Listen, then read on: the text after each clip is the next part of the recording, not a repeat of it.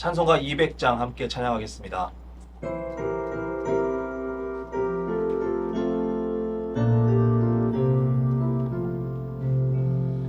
알고 묘한 그 말씀 생명의 말씀을 귀한 그 말씀 진실로 생명의 말씀이 나의 길거리를 밝히 보여주니 아름답고 귀한 말씀 생명샘이로다.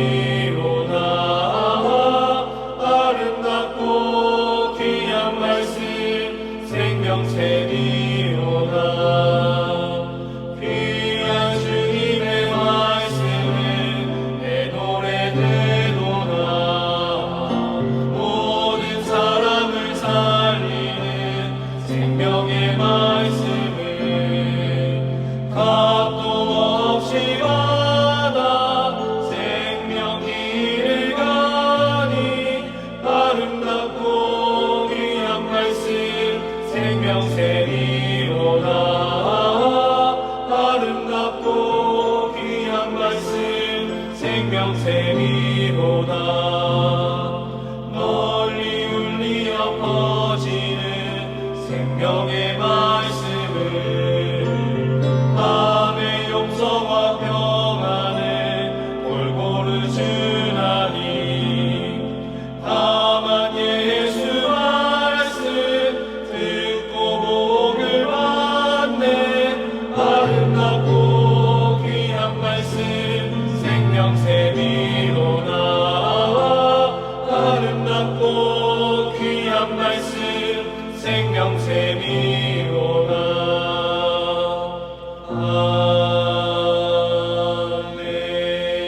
아멘. 기도하겠습니다. 살아서 역사하시는 하나님 아버지 감사합니다. 오늘도 이 새벽을 깨우게 하시고 말씀의 자리로 우리를 부르시니 감사합니다. 늘 죽을 수밖에 없는 죄인이지만 주님께서 우리의 죄를 담당하심으로 우리가 구원받아 주 앞에 나아갑니다. 모든 죄를 주 앞에 내려놓고 회개하며 늘 경건한 삶을 살도록 우리의 인생 가운데 인도하여 주시옵소서. 우리 수유제의 교회를 사랑하시어 예수를 변함없이 사랑하게 하여 주시옵소서.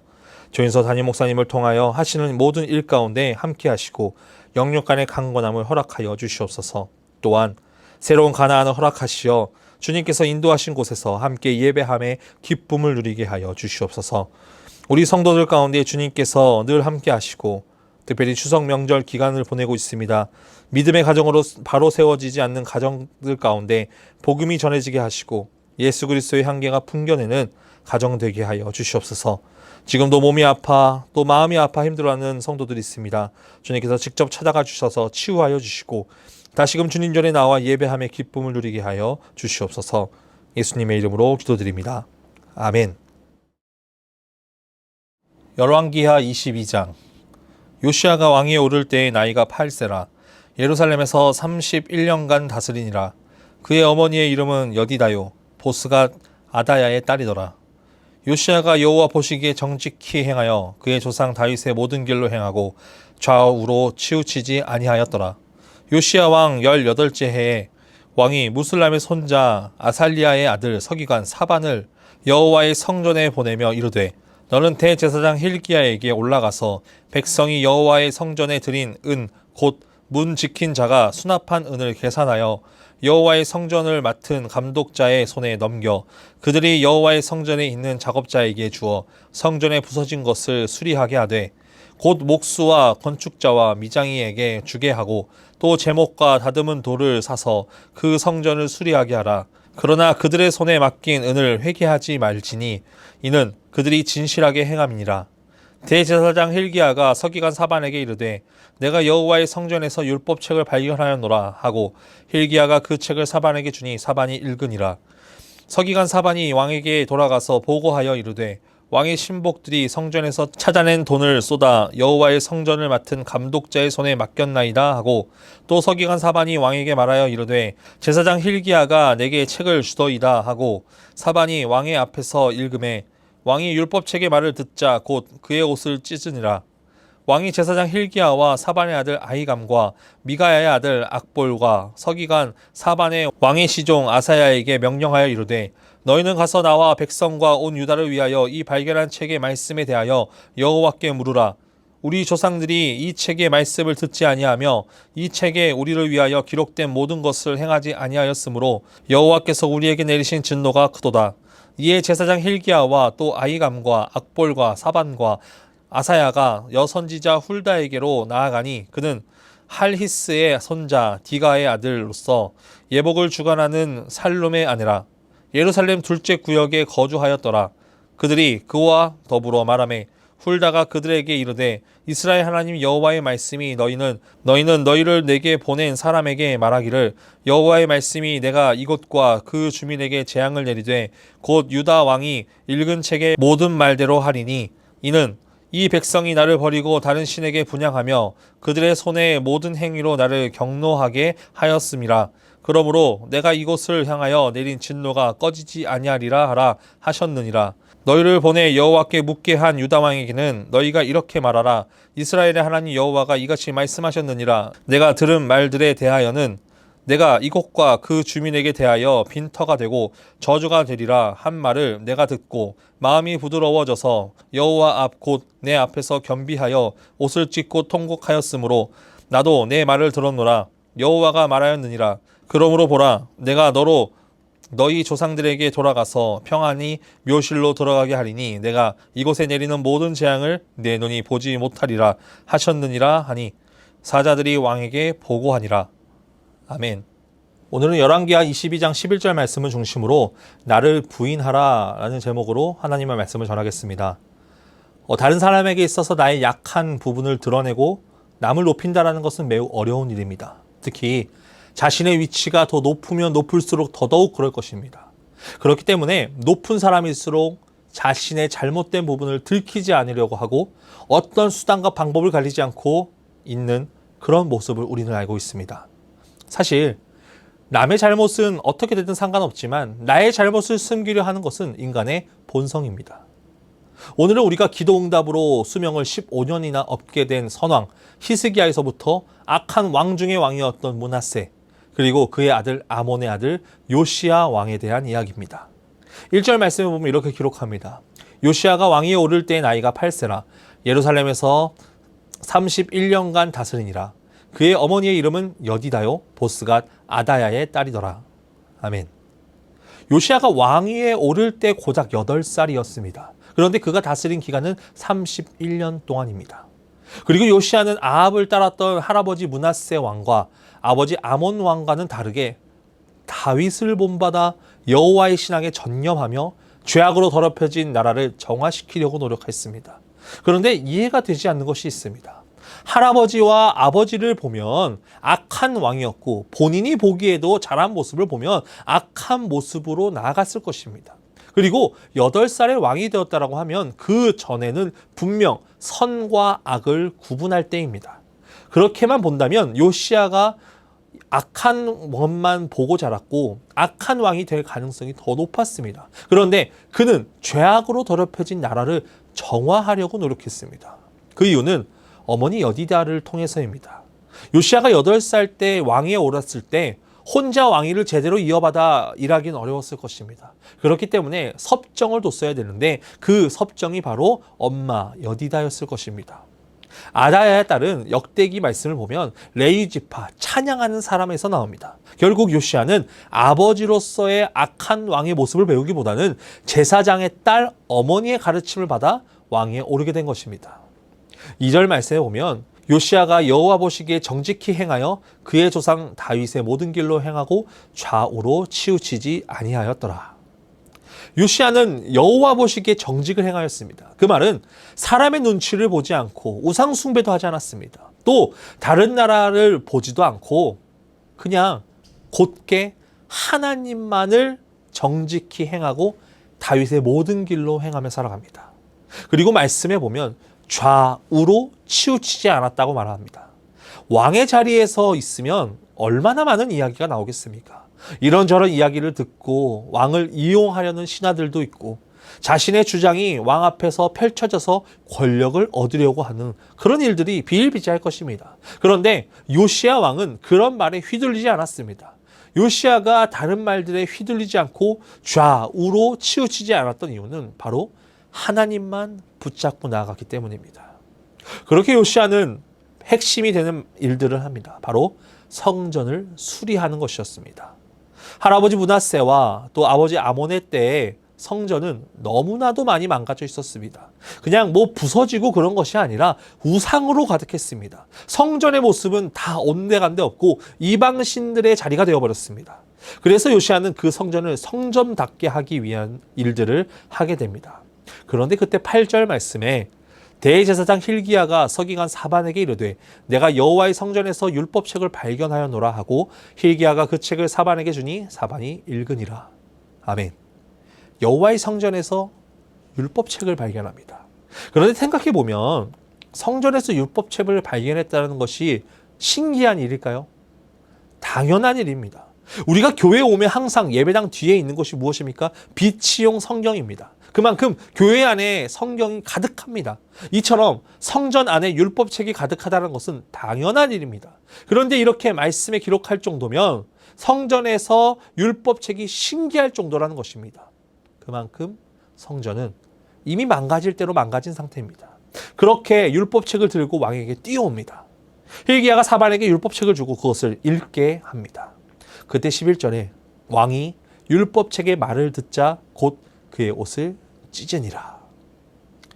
요시야는 말씀을 듣고 나서 옷을 찢습니다. 요시야에게는 이 말씀은 충격 그 자체입니다. 지금까지 이런 말씀을 들어본 적이 없을 것입니다. 왜냐하면 성전 안에는 율법책보다 이방신들이 가득했기 때문입니다. 그런 요시야는 말씀을 듣고 옷을 찢습니다. 왕이 자기 옷을 찢었다는 것은 자기를 부인하고 나아간 것입니다. 난 왕이지만 왕의 자격이 없고 아무것도 아닌 존재라고 말하는 것입니다. 요시야는 여호와 보시기에 정직히 행했습니다. 그런데 하나님의 말씀 앞에서 자신을 비추어 보니까 아무것도 아니고 부끄러운 존재라고 생각하고 옷을 찢어버립니다. 그리고 왕은 고백합니다.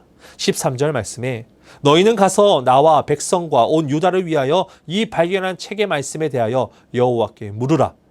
우리 조상들이 이 책의 말씀을 듣지 아니하며 이 책에 우리를 위하여 기록된 모든 것을 행하지 아니하였으므로 여호와께서 우리에게 내리신 진노가 크도다. 아멘. 요시야 왕은 말씀 앞에서 깨달았습니다.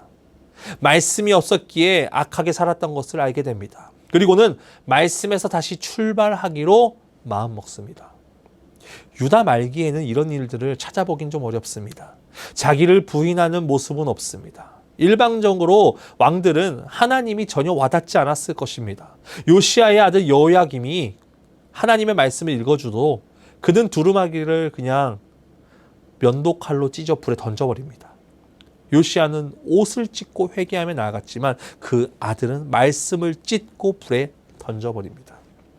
말씀 앞에서 전혀 다른 모습을 보여줍니다. 왜 이런 다른 모습을 보일까요? 나를 부인하지 않았기 때문입니다. 남유다는 요시야가 죽고 나서 22년 만에 망합니다. 그리고 유다가 멸망할 때 선한 왕은 아무도 없습니다. 왜 하나님께서는 남유다의 이 끝에 이 말기에 자기를 부인하며 하나님께 나아갔던 왕을 세워주셨을까요? 우리는 이 말씀을 향유 옥합을 깨트린 여인을 보면서 생각해 볼 수 있습니다. 자신의 전부였던 옥합을 깨트리고 예수님께 부어드립니다. 제자들은 여인에게 뭐라고 합니다. 그 돈이면 다른 사람들을 도울 수 있는데 왜 그 비싼 거를 한 번에 사용했냐? 여인을 질타합니다. 그런데 예수님께서는 여인이 좋은 일을 했다 하면서 내 장례를 준비해줬다고 말씀하십니다. 요시야의 인생을 보면 남유다는 곧 망할 텐데 요시야 이후의 왕들은 악한 왕들 뿐인데 하나님은 요시야를 왜 남유다 말기에 사용하신 것은 왜 그랬을까요? 그것은 바로 예수님께 향유 옥합을 깨트린 여인처럼 요시야는 자신을 깨어 하나님께 드린 것입니다. 남유다의 마지막을 준비한 것입니다. 그냥 망할 수 없습니다. 다시 한번 믿음으로 말씀으로 하나님께 정직히 행함으로 남유다의 마지막을 준비하며 나아간 것입니다. 예수님께서는 그 여인을 통해 큰 위로가 됩니다. 죄 많고 허물 많은 우리가 예수님께 위로가 될 수 있는 것은 나를 부인할 때 가능한 것입니다. 내 뜻이 아니라 하나님의 뜻대로 살아가기 원하는 것, 그리고 하나님 앞에 나를 모든 것들을 내려놓고 내가 죄인이라고 고백하며 나를 부인하는 것, 우리가 하나님 앞에 마땅히 행해야 되는 일입니다. 우리는 우리의 잘못을 인정하지 않습니다. 어쩌면 하나님을 믿는다라고 하지만 하나님 앞에서 정직하게 행하는 모습을 보이지 않을 때가 많습니다. 그럴 때에 우리는 하나님 앞에 내 마음을 내려놓고 나를 부인함으로 주 앞에 나아가야 됩니다. 악한 집안과 악한 일들이 가득한 상황 가운데서도 하나님 앞에 믿음이 흔들리지 않고 견고히 세워져서 자신을 부인했던 요시야처럼 우리의 삶도 내 자신을 부인하며 늘 주 앞에 내 모든 것들을 내어놓음으로 인도하신 하나님을 기대하길 간절히 소망합니다. 하나님께서는 우리의 모습을 보시고 그 중심을 보십니다. 하나님 앞에 부인하며 주 앞에 거룩한 모습으로 나아갈 때 하나님께서 우리에게 승리의 길을 열어주실 것입니다. 이 새벽 그렇게 행하실 주님을 우리가 기대함으로 나아가는 우리 성도분들 되시길 간절히 소망합니다. 기도하겠습니다. 살아서 역사하시는 하나님 아버지 감사합니다. 오늘도 이 새벽을 깨워 말씀의 자리로 우리를 부르시니 감사합니다. 오늘 말씀처럼 요시야 왕이 말씀을 듣고 자기의 옷을 찢고 하나님 앞에서 자신을 부인하며 나아갔던 것처럼 우리도 우리의 삶을 찢어버리고 우리가 하나님보다 더 사랑하는 것들을 찢어버리고 오직 주님만을 따르며 살아가게 하여 주시옵소서. 나의 그 모든 것들을 부인하며 오직 하나님만이 내 길이라는 것을 우리가 깨닫고 그것을 찬양하며 나아가는 우리 성도들의 삶이 되게 하여 주시옵소서. 추석 명절 기간을 보내고 있습니다. 아직도 믿지 않는 그 가정들 가운데 나 자신을 부인하며 그들을 섬기고 복음의 씨앗이 뿌려져서 그들이 주님께로 돌아와 예배할 수 있는 기쁨을 누리며 믿음의 가정으로서 견고히 세워지며 나가는 귀한 일들이 일어날 수 있도록 역사하여 주시옵소서. 연하여 주기도문하심으로 예배를 마치겠습니다. 하늘에 계신 우리 아버지, 아버지의 이름을 거룩하게 하시며 아버지의 나라가 오게 하시며 아버지의 뜻이 하늘에서와 같이 땅에서도 이루어지게 하소서. 오늘 우리에게 일용할 양식을 주시고 우리가 우리에게 잘못한 사람을 용서하여 준 것 같이 우리 죄를 용서하여 주시고 우리를 시험에 빠지지 않게 하시고 악에서 구하소서. 나라와 권능과 영광이 영원히 아버지의 것입니다. 아멘.